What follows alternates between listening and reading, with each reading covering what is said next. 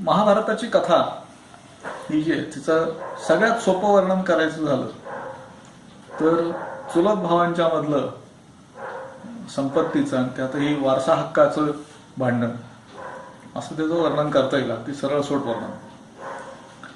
आणि मग त्याच्यामध्ये ती चुलत भावंड, मग एका बाजूला 100 त्यांची नावं दिलेली आहेत, पण 100 म्हणजे संख्येने खूप विपुल असे, आणि दुसऱ्या बाजूला 5 असं ते भांडण आपल्याला दिसतं. या भांडणामध्ये ते भांडण नियंत्रित करण्याचं काम हे करणारा असा एक मध्यवर्ती एक पात्र आहे. ते पात्र म्हणजे कृष्ण. आता हा जो कृष्ण आपल्याला दिसतो तर तो आपल्याला सर्वसामान्यपणे आपली जी समजूत असते त्याप्रमाणे तो कृष्ण लहानपणी अनेक असुरांना मारतो, मग त्याच्यानंतर तो पांडवांना मदत करतो वगैरे असा कृष्ण आपल्याला दिसतो. प्रत्यक्षामध्ये मात्र स्थिती थोडीशी वेगळी असं आपल्याला दिसतं. हा कृष्ण जो आहे तो पांडवांचा मामेभाऊ आहे. कृष्णाचे वडील म्हणजे वसुदेव हे कुंतीचे भाऊ, आणि त्यामुळे आपल्याला असं दिसतं की हा कृष्ण आपल्याला सुरुवातीला महाभारतात जो पहिलाच दिसतो, महाभारताच्या ऐन कथेमध्ये, तो थेट द्रौपदीच्या स्वयंवराच्या वेळेला दिसतो. म्हणजे काय आहे की अर्जुनाने पण जिंकलेला आहे आणि द्रौपदीला घेऊन ही सगळी मंडळी घरी आलेली आहे, आणि कुंती त्यांना सांगते की तुम्ही जे काही आणलेलं असेल ते सगळ्यांमध्ये वाटून घ्या. आता त्यांनी वाटून घ्यायला काही वस्तू आणलेली नसते किंवा धान्य आणलेलं नसतं. त्यांनी आणलेली असते एक जिवंत अशी स्त्री, आणि ती सुद्धा त्यांच्यापैकी एकाने पण जिंकून ही आणलेली असते, त्यामुळे ती वस्तुतः त्याची आहे. पण मग कुंतीने तर सांगितलंय की वाटून घ्या, तर आता काय करणार? तर त्याचा अर्थ द्रौपदी ही 5 पांडवांची सगळ्यांची पत्नी होणार. आता हा जो पेच प्रसंग आहे तो सोडवायला तिथं कृष्ण आलेला आहे, आणि तो म्हणतो की हे सगळी जी स्थिती आहे ही योग्यच आहे आणि तुम्ही याचा स्वीकार करा. तर इथे पहिल्यांदा आपल्याला कृष्ण हा भेटतो. त्याच्यानंतर मात्र पुढे पांडवांना ती गावं मिळतात, तिथे कृष्ण आपल्याला सुरुवातीला भेटतो.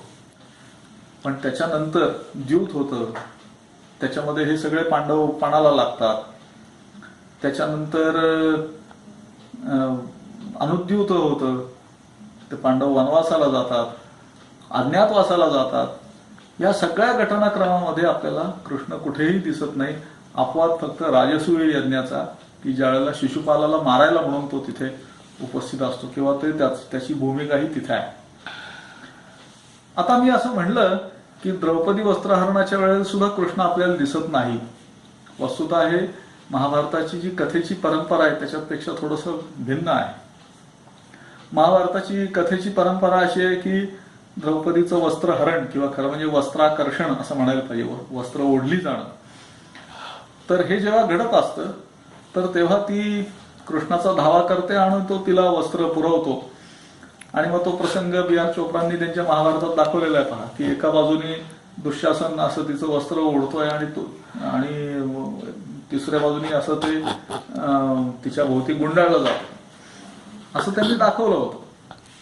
तर हे महाभारताच्या संदर्भातल्या लोकांच्या समजुतीला धरून असलेली अशी ही गोष्ट आहे, किंवा पॉप्युलर लोकप्रिय अशी जी महाभारताची कथा आहे त्याच्यामध्ये हे असं आहे. परंतु मुळातला महाभारत किंवा महाभारताची जी संशोधित आवृत्ती आहे त्याच्यामध्ये थोडासा प्रकार वेगळा आहे. जो काही प्रकार घडला तो अत्यंत आश्लाघ्य आहे. दुःशासन हा तिथं चुकलेला आहे, दुर्योधन चुकलेला आहे, त्याचं कुठल्याही प्रकारे समर्थन होऊ शकणार नाही. परंतु या कथेत कृष्ण नाहीये. मग काय आहे तर द्रौपदीने सत्यक्रिया केलेली आहे. म्हणजे द्रौपदीने असा पण केला की जर मी पांडवांच्या व्यतिरिक्त इतर कोणाचा विचार केला नसेल तर माझ्या अंगावरचं वस्त्र ओढलं जाता कामा नये, आणि त्याप्रमाणे ते घडलेलं आहे. त्यामुळे दुःशासन तिचं एक वस्त्र ओढतो आणि तिच्या अंगावर त्याच्या आत दुसरं निर्माण झालेलं असतं, मग तो ते ओढतो, मग तिच्या अंगावर आणखी एक वस्त्र तयार झालेलं असतं. अशा प्रकारे दमलेला दुःशासन, वस्त्र ओढून ओढून दमलेला दुःशासन हा त्या वस्त्रांच्या ढिगातच खाली बसला, असं महाभारतातलं वर्णन आहे. इथे कृष्णाचा काही संबंध येत नाही आणि तो येणं योग्यही नाही. कारण तिथं जर कृष्णाचा संबंध आणला आणि तो जर चमत्कार दाखवणारा कृष्ण म्हणून तिथं वर्णन केलं तर द्यूत होणार आहे, त्यात तुम्ही हारणारा तर खेळूच नका असं त्याला सल्लाही द्यायला लागला असता. निदान द्यूत खेळलात, त्या द्रौपदीने एकदा तुम्हाला वाचवलं तर निदान अनुद्यूत खेळू नका, पुन्हा तुम्ही फसणार आहात आणि तुम्हाला वनवासात जायला लागणार आहे हे त्यांनी सांगायला पाहिजे होतं. त्यांनी वनवासामध्ये त्यांना मदत करायला पाहिजे होती, अज्ञातवासात मदत करायला पाहिजे होती. पण प्रत्यक्षामध्ये हे सगळं जर त्यांनी केलं असतं तर महाभारत घडायचा प्रश्नच उद्भवत नाही काही. कारण प्रत्येक खेपेला जर कृष्ण त्यांना मदत करतो असं दाखवलं आहे आणि कुठली तरी एक कृष्ण म्हणजे एक दैवी शक्ती ही त्यांच्या मागे आहे असं दाखवलं समजा, तर पांडवांना स्वतःच्या पराक्रमाचं काही दाखवायला काही जागाच उरणार नाहीये आणि त्या द्रौपदीला स्वतःचा रागही दाखवायला लागणार नाही, तिचं तेजही कोणाला दिसणार नाहीये. त्यामुळे तसा तो कृष्ण नाही. कृष्ण येतो त्याच्यानंतर तो थेट शिष्टाईच्या वेळेला येतो, युद्धाच्या वेळेला. आणि ती शिष्टाई करायला तो धृतराष्ट्राच्या दरबारामध्ये जातो. ती शिष्टाई अर्थातच अयशस्वी होते. तिथं दुर्योधन त्याला पकडायचा प्रयत्न करतो आणि तो प्रयत्न फसतो वगैरे असं काही ग्रंथांनी सांगितलेलं आहे. त्याच्यानंतर कृष्णाचा खऱ्या अर्थाने भाग हा महाभारतामध्ये सुरू होतो आणि तो अर्जुनाचं सारथ्य हे पत्करतो. आणि तो प्रसंग मोठा विचित्र आहे. यादवांचं सगळं सैन्य एका बाजूला आहे, कृष्ण दुसऱ्या बाजूला आहे, तोही सारथी म्हणून आहे, तो लढणार नाहीये. आणि कृष्णाचा जो मोठा भाऊ म्हणजे बलराम, त्या बलरामाची सहानुभूती कौरवांकडे आहे असं आपल्याला दिसतं. पण तरी कृष्ण डगमगत नाही, तो अर्जुनाचं सारथ्य करायला तिथं उभा राहतो, म्हणजे राहतोच काही झालं तरी. आता या सगळ्या स्थितीमध्ये अर्जुनाला जेव्हा विषाद निर्माण होतो, हे युद्ध होणार आणि मग त्याच्यामध्ये एवढी सगळी मनुष्यहानी होणार, तर मग ते करणं योग्य नाहीये. आणि काही झालं तरी कौरव कुळाचाच नाश होणार आहे, म्हणजे पांडवांचा काय किंवा कौरवांचा काय, माणसं शेवटी एकाच कुळातली आहेत. तर त्यामुळे खूप मोठ्या प्रमाणात पाप निर्माण होणार आहे, अनेक स्त्रियांचा आधार जाणार आहे आणि अनेक मुलं ही अनाथ होणार आहेत वगैरे अशा स्वरूपाचे सगळे प्रश्न हे त्यांनी आपल्याला तिथे विचारलेले आढळतात रणांगणामध्ये. आणि मग त्याला कृष्णाने जी सांगितली ती भगवद्गीता ही आपल्याला दिसते. आता ती भगवद्गीता वस्तुतः मुळात लहान असली पाहिजे, कारण भगवद्गीता 700 श्लोकांची आहे. ती पूर्ण भगवद्गीता म्हणायची, सलग म्हणायची, कुठलाही अभिनय वगैरे न करता किंवा कुठलंही संगीत वगैरे त्यांना चाल न देता, तरी सुद्धा भगवद्गीता म्हणायला 1.5 तास लागतो. तर 2 सैन्य समोरासमोर उभी आहेत आणि कोणीतरी 2 माणसं मध्ये उभी राहून 1.5 तास गप्पा मारतायत, तर असं शक्य नाही होणार आहे. तेव्हा भगवद्गीता लहान असली पाहिजे मुळात. आणि त्याचं परिवर्धित रूप हे आपल्याला आज दिसत आहे असं आपल्याला म्हणता येईल. आणि हा मुद्दा अनेक लोकांनी मांडलेला आहे यापूर्वी सुद्धा, की भगवद्गीतेतला कर्मयोगाचा जो भाग आहे तेवढीच मूळ भगवद्गीता असली पाहिजे. बाकीची पुढची जी गीता आहे ती कदाचित नंतर रचली गेलेली असेल. पण काही असो, आज ती उपलब्ध आहे, आज त्या भगवद्गीतेला मान्यता आहे, ही खरी गोष्ट आहे. आता त्याच्यात सुरुवातीला तो चेष्टा करतो अर्जुनाची, म्हणतो अरे तू घाबरटासारखा रानातून पळून गेलास असं म्हणतील, तुझं उदाहरण देतील, अगदी अर्जुनासारखा बघा पळून गेला असं म्हणतील, असं तो लहान मुलाला जसं तुला वेडं म्हणतील बरं का, अशा स्वरूपाची भीती दाखवावी तशी भीती अर्जुनाला दाखवतो. त्याने अर्जुन बधत नाही असं म्हटल्यानंतर तो त्याला कर्मयोग सांगतो. मग तो त्याला इतर पुढचे योग सांगतो, भक्ती सांगतो, ज्ञान सांगतो, वैराग्य सांगतो. आणि वैराग्य सांगताना तू कर्म सोडून दे असं तो म्हणत नाही, तू कर्म सोडून कर्म कर, पूर्णपणे कर, पण त्या कर्माचं फळ सोडून दे असं तो त्याला सांगतो. आणि सगळ्यात महत्वाचं भगवद्गीतेचं जे सार आहे ते हे आहे, कर्म संपूर्णपणे करून सोडून द्यावं का, नाही सोडताच येणार नाही. तुम्हाला जगात जर जगायचं असेल, नुसतं साधं जगायचं जरी असेल तरी काही ना काही कर्म करावंच लागणार, कर्म सोडता येणार नाही. सोडता काय येईल, त्या कर्माचं फळ सोडता येईल, अशा स्वरूपाचा उपदेश हा तो कृष्ण त्याला तिथे करतो. आणि मग तो त्याला विश्वरूप दाखवतो, स्वतःच्या रूपांचं वर्णन करतो वगैरे, असं करत करत तो शेवटी कृष्ण अर्जुनाला युद्धाला तयार करतो. युद्ध होतं. आता युद्धामध्ये सुद्धा कृष्ण हा अर्जुनालाच काय, इतर सगळ्या पांडवांना सुद्धा अनेक प्रकारचे सल्ले देतो असं आपल्याला दिसतं. म्हणजे घटोत्कच जो आहे त्या घटोत्कचाला कर्णाचा प्रतिकार करायला पाठवा, अर्जुनाला पाठवू नका थोडक्यात, म्हणजे हे कृष्ण सांगतो. कारण घटोत्कच मारला जाणार हे उघड आहे, तर तिथं जो कोण जाईल तो मारणार आहे, कारण कर्ण हे त्याची शक्ती, त्याचा जो अत्यंत महत्वाचा भाला जो आहे तो फेकणार आहे आणि त्यात तो माणूस मारणार आहे. तर तो अर्जुन असण्यापेक्षा घटोत्कच असलेला बरा, म्हणून तो घटोत्कचाला पाठवतो. किंवा तो एकदा भीष्मावरती रथाचं चाक घेऊन धावतो वगैरे, असे काही प्रसंग पांडवांना चेव आणण्याच्या दृष्टीने तो तसं करतो. त्याच्यानंतर जयद्रथाच्या वधाच्या वेळेला तो अर्जुनाला काही सल्ला देतो. अशा स्वरूपाच्या गोष्टी ह्या त्या कृष्णाच्या कडे दिलेल्या आहेत. तसाच तो युद्धाच्या शेवटच्या दिवशी अश्वत्थाम्याच्या तडाख्यातून सगळ्या पांडवांना वाचवतो असंही दाखवलेलं आहे. त्यामुळे ते युद्धात वाचलेली 7 माणसं आहेत, तर त्याच्यामध्ये 5 पांडव, 1 सात्यकी आणि कृष्ण, अशी 7 माणसं ही त्या युद्धात वाचतात असं आपल्याला दिसतं. आता इथून पुढे जो कृष्ण आपल्याला भेटतो तर तो द्वारकेमध्ये शांतपणे राज्य करणारा, तिथेही परत महाभारताचं मुख्य कथानक म्हणजे पांडवांचा कथानक आणि कृष्ण यांचा काही फारसा संबंध येत नाही. आणि मग तरी सुद्धा शेवटी सगळ्या जगाचा अंत हा जेव्हा जवळ येतो तेव्हा कृष्णासारखा साक्षात अवतारी पुरुष सुद्धा काही करू शकत नाही असं दाखवण्याचं एक अत्यंत मोठं धाडसाचं काम हे महाभारताने केलेलं आहे असं आपल्याला दिसतं. त्यामुळे यादवी ही माजते, त्या यादवीमध्ये सुद्धा कृष्ण काही करू शकत नाही. खरं म्हणजे तो अत्यंत दुःखी अंतःकरणाने एका झाडाखाली बसलेला असताना एका शिकाऱ्याचा बाण लागून त्याला मृत्यू येतो असं दाखवलेलं आहे. म्हणजे कितीही मोठा जरी मनुष्य असला, कितीही युक्तिबाज असला, धोरणी असला, ताकदवान असला, काही असला, तरी शेवटी नियतीपुढे त्याचं काहीही चालत नाही असा खरं म्हणजे महाभारताचा संदेश आहे. किंबहुना एवढं सगळं युद्ध होऊन त्याच्यामध्ये एवढी प्रचंड हानी होऊन फारच थोडं काहीतरी आपल्या हाती लागलेलं आहे असं युधिष्ठिराला वाटायला लागतं. कारण त्याचे सगळे बांधव गेलेले आहेत, त्याचे स्वतःचे, त्याच्या भावंडांचे असे सगळे पुत्र, सगळी मुलं मारली गेलेली आहेत. कौरवांकडची सगळी हानी झालेली आहे. वडील आपले पणजोबा भीष्म हे गेलेले आहेत, द्रोणाचार्य गेलेले, असं सगळं होऊन शेवटी हातात काय लागलं तर युधिष्ठिर सुद्धा शेवटी असं म्हणतो की हा विजय मला आता पराभवासारखा वाटतोय. जयोयम अजयाकारो भगवान प्रतिभातिमे.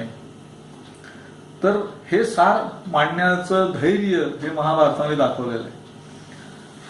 पण आपला आत्ता चालू आहे तो विषय हा कृष्ण आहे. तर हा महाभारतात दिसणारा कृष्ण हा काही चमत्कार करणारा किंवा देव म्हणून वावरणारा असा कृष्ण नाही. तो देव म्हणून फक्त भगवद्गीतेपुरता येतो. म्हणजे तुम्ही गंमत बघितली तर भगवद्गीता ही महाभारतातल्या भीष्म पर्वामध्ये 23व्या अध्यायापासून सुरू होते. 6वं पर्व आहे भीष्म पर्व. त्यामुळे त्या भीष्म पर्वाचा अध्याय क्रमांक 23 ते 40 ही भगवद्गीता आहे. त्या भगवद्गीतेमध्ये तो भगवान म्हणून येतो. मग त्याच्या आधी सगळीकडे जिथे जिथे कृष्ण आता बोलतोय असं जिथे म्हणायचं असतं तिथे कृष्ण उवाच किंवा आणखी काही त्याची जी इतर यादव उवाच अशी नावं येतात, साधी नावं येतात. आणि भगवद्गीता सुरू झाली रे झाली की तो श्री भगवान उवाच असं होतं, म्हणजे भगवान म्हणाले. आणि ते जे त्याचं भगवंत म्हणून असलेलं सर्वव्यापी विश्वव्यापी अशा प्रकारचं जे स्वरूप आहे ते पाहून अर्जुन सुद्धा त्याला म्हणतो. 11वा अध्याय जो आहे विश्वरूप दर्शनाचा, त्याच्यामध्ये एक श्लोक आहे की तो म्हणतो की अरे हे तुझं एवढं मोठं सगळं महात्म्य आहे, आम्हाला माहितीच नव्हतं. आणि मी आतापर्यंत तुला हे कृष्ण, हे यादव, हे सखल म्हणजे मित्रा असं मी तुला काहीतरी म्हणत होतो. आणि हे जे काही सगळं मी आतापर्यंत अपराध केले, म्हणजे तुझ्यासारख्या एवढ्या मोठ्या माणसाला एवढं साधेपणाने मी वागवलं, तर तत्क्षामये त्वाम अहम अप्रमेयम, तत्क्षामये त्वाम अहम अप्रमेयम, त्या सगळ्याची क्षमा मी तुझ्याकडे मागतो अशा स्वरूपाचं वचन अर्जुन असं दाखवलंय. पण ही भगवद्गीतेचे हे जे 700 श्लोक आहेत तेवढे वगळता कृष्ण हा कुठेही महाभारतामध्ये भगवान म्हणून येत नाही. तो कृष्ण म्हणून मनुष्य म्हणूनच येतो आणि तोही मनुष्यांसारखाच जगतो. त्यालाही सुखदुःख आहेत, त्यालाही वार्धक्य आहे, त्यालाही मृत्यू आहे असं दाखवलेलं आहे. आता आपल्याला दिसणारा जो लहान कृष्ण आहे तो कुठून आला? तो महाभारतात नाहीये. मग तो कुठून आला? तर त्या महाभारताला एक हरिवंश नावाचं एक पुराण हे जोडलेलं आहे. त्याला महाभारताचं खिल पर्व उर्फ अपेंडिक्स असं म्हणतात. या हरिवंशामध्ये कृष्णाचा लहानपणीचा सगळा इतिहास आपल्याला बघायला मिळतो.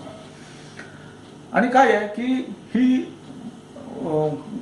महाभारताची कथा ही क्षत्रियांची कथा आहे. ते कौरव असले तरी ते क्षत्रिय आहेत, ते पांडव असले तरी ते क्षत्रिय आहेत.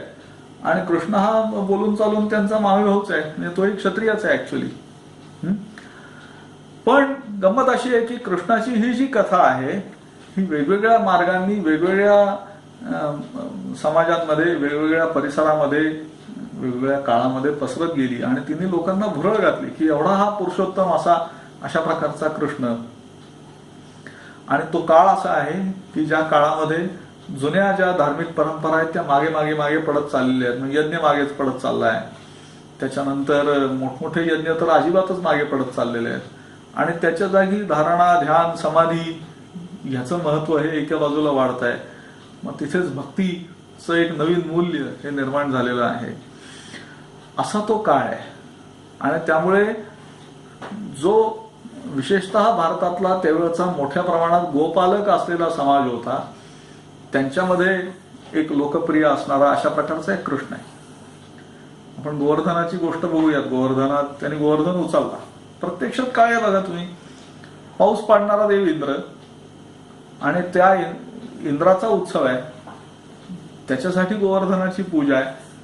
आणि काहीतरी त्या इंद्राला राग आला म्हणून त्या इंद्राने खूप पाऊस पाडला, तर ह्या गोपांनी आणि मुख्यतः कृष्णाने मिळून तो गोवर्धन पूर्वक उचलला आणि त्याच्या मागे खाली ते जाऊन बसले.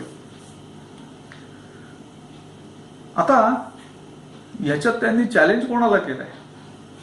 गोवर्धन उचलून कृष्णाने थेट चॅलेंज केले ते इंद्राला चॅलेंज केले असं आपल्याला दिसतं. तर अशा चॅलेंजेसच्या अनेक गोष्टी ह्या तत्कालीन धर्मामध्ये आपल्याला दिसायला लागतात.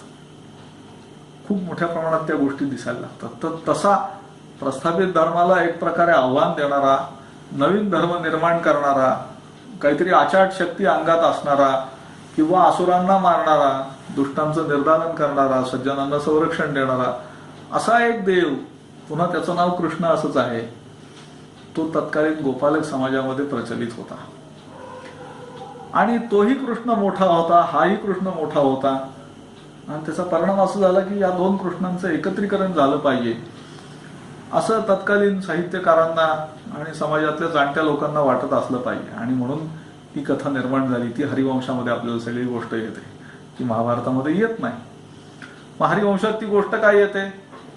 आता तिथे काय केलंय की तो कंस आहे, त्याने त्या देवकीला बंदिवासात टाकलेले, देवकी आणि वसुदेव यांना. आणि मग त्यांची 8 मुलं त्यांना होतील आणि तो नारद असं एक वाक्य बोलून जातो की तुझा त्या देवकीचा 8वा मुलगा हा तुला मारणार आहे असं त्या कंसाला तो सांगतो. आणि त्याप्रमाणे कंस त्या सगळ्या मुलांना मारायचा उपक्रम सुरू करतो. पण तरी सुद्धा त्या सगळ्यातून वसुदेव हा कृष्णाला घेऊन तिथून निसटतो आणि तो वृंदावनामध्ये येतो. त्यात होणारे इतर सगळे चमत्कार आहेत, त्याचं वर्णन काही आता मी इथे करत नाही, ते आपल्याला माहिती आहे सगळ्यांना. आणि तिथे हा नंद गोप आहे, म्हणजे तो गोपालक आहे, गवळी येतो. तर त्याची मुलगी रोहिणी हिला तो घेऊन येतो आणि स्वतःच्या मुलाला तिथे सोडतो.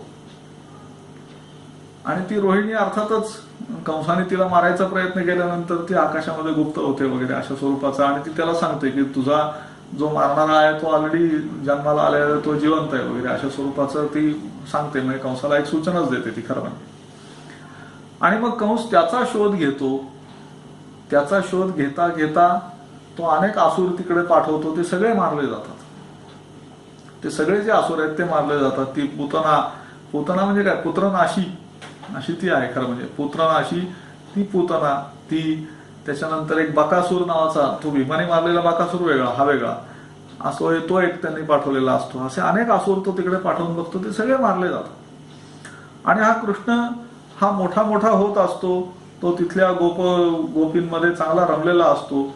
त्याच्या बाललीलांनी ते सुद्धा सगळे अत्यंत आनंदी असतात. आणि तिथं त्याला हा बलराम नावाचा भाऊ, म्हणजे जो त्या नंदाचा आणखी एक मुलगा आहे, तो बलराम आणि कृष्णांची जोडी आहे ती हरिवंशातली आहे. मुख्य म्हणजे लहानपणापासून जी निर्माण केलेली आहे त्यांनी, ती हरिवंशातली जोडी आहे. आता मग खुद्द कंस आणि कृष्णाचंच युद्ध होतं आणि त्याच्यामध्ये कृष्ण हा कंसाला मारतो. अशा प्रकारे या दोन महाभारतांची सांगड, ह्या दोन कृष्णकथांची सांगड ही घातली गेलेली. अशा प्रकारे या दोन कृष्णकथांची सांगड ही घातली गेलेली.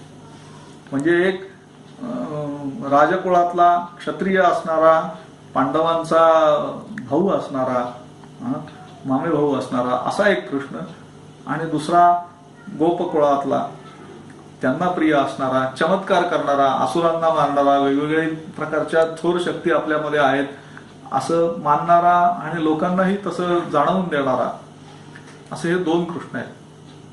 त्यांचं एकत्रीकरण महाभारताने अत्यंत बेमालूमपणे केलंय. इथे हे संपत नाही. नंतर त्या कृष्णाला इतर सगळ्या अनेक गोष्टी या आपल्याला येतात, कारण विशेषतः हा जो हरिवंशातला कृष्ण आहे तो आणि हा मोठा कृष्ण आहे तो, तर हे दोघे ग्लॅमरस कृष्ण आहेत. आणि त्यामुळे तिथले जे गोप आणि विशेषतः गोपी या त्याच्यावर अत्यंत प्रसन्न आहेत, त्यांना तो आवडतो. म्हणजे लल्ला लहान मुलगा म्हणूनही आवडतो. त्याच्यानंतर आपल्यापेक्षा थोडासा कमी वयाचा किंवा बराच कमी वयाचा असा पण तरुण आणि पराक्रमी, म्हणजे एक कालियाला मारतोय, त्या वेगवेगळ्या असुरांना मारतोय, त्याच्यानंतर काय कंसाचाच वध करतोय, गोवर्धन उचलतोय, लोकांना मार्गदर्शन करतोय, असं सगळे गुण जे आहेत ते ज्याच्या अंगात आहेत, असा हा कृष्ण लोकांना अत्यंत आवडतो.